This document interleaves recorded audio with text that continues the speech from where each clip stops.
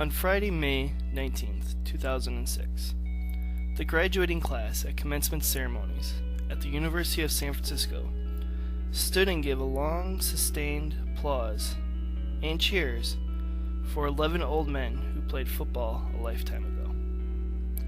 The truth is, these men were being honored for a game they didn't play. Many of you are probably not too familiar with the University of San Francisco's football program. The program, like many, began around 1900. Throughout most of their history, they were simply not very good. However, during the 1940s, the team began to show promise. In 1949, the team won 7 games. In 1950, the team won 9 games.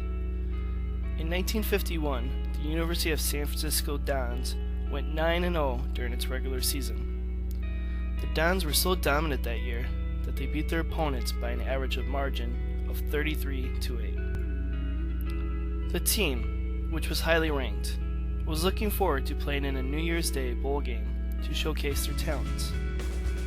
But by mid-December, that team had not received one bowl offer. The team and members of the school were confused. They had just gone through the season undefeated. It wasn't a matter of talent.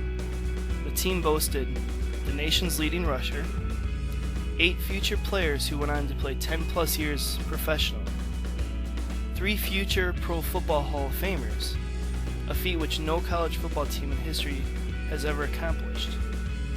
Their head coach, Joe Kulich, would go on to coach the Fighting Irish of Notre Dame for 5 years. The director of their program was a guy by the name of Pete Rozelle. He went on to run some little-known league for 30 years, the NFL.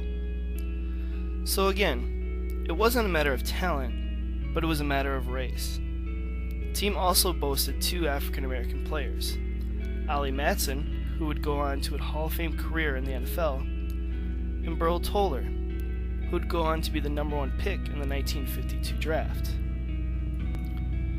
You see, in the 1950s, most of the bowl games were largely held in the South. Since the South did not have any NFL teams at the time, and Southern colleges had not yet been desegregated, an African American playing football in the South, in front of thousands of fans, was unheard of. As a result, no Southern bowl game wanted to invite the Dons to play.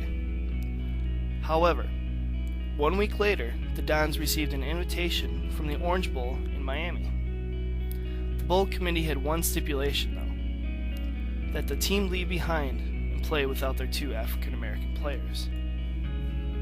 The score was 44-0, as in 44 votes to not play in the Orange Bowl without their teammates, and 0 to leave them behind. I'd like to tell you that the Dons got another invite, or that they received one the following year, but I can't. You see, the players were not just voting whether or not to play the game, but whether to keep their football program alive. The school was facing funding cuts and could only keep the football program running if the team secured a bowl bid which would pay them at least $70,000. On December 30th, 1951, the school's president announced the school would no longer field a football team. Other than those that went on to play in the NFL, most of the players would never play football again. On May 19th, 2006, these men were being honored and cheered for standing up for their teammates and for not playing a game.